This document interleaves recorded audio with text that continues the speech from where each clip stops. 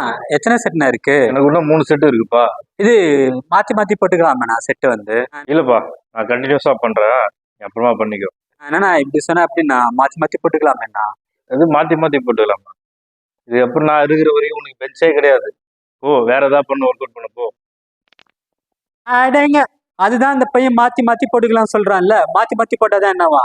காது ஒரு கொசு மாதிரி கத்திக்கிட்டே இருக்க. டேய், மாத்தி போட்டுக்கலாம் வாடா. 2 பேர் சேர்ந்து என்னடா பண்ணீங்க அவனை? நாங்க எதுவுமே பண்ணலண்ணா. ப்ரீ ஒர்க் அவுட்டும் கிரியேட்டினும் கலந்து ஹெவி ஒர்க் அவுட்டா கொடுத்துட்டோம்னா, மத்தபடி வேற ஒண்ணுமே பண்ணலடா நாங்க. ஏன் அவன் மயக்க போட்டு விழுந்துட்டான்டா?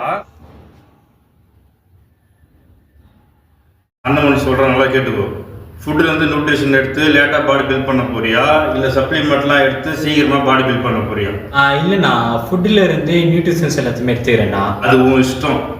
ஆனால் நான் அவனுக்கு சொல்கிற மைண்டில் எப்போவுமே வச்சுக்கோ, அண்ணன் பேக்கில் எப்போவுமே எல்லா சப்ளிமெண்ட்டும் இருக்கும்.